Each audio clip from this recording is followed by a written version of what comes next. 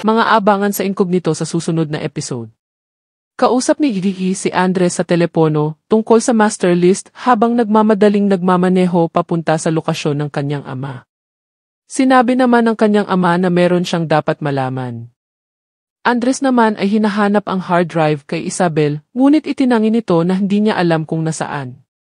Sa kabilang grupo nila ay naghahanda sa pagkuha ng diamond at hard drive sa kanilang misyong ito.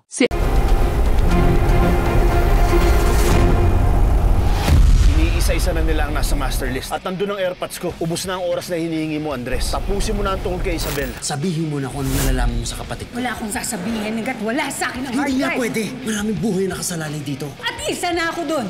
Dad, papunta na ako. There's still something I want to tell you. Dad, ano sinasabi mo? Team, maganda kayo. Andito na sila. Be ready to snatch diamond. Jaguar, ready ako anytime. Copy. Talasan niyo ang mga mata niyo. Kailangan may makuha tayo kahit sino sa kanila para makuha natin yung hard drive. Kalas! Kalas!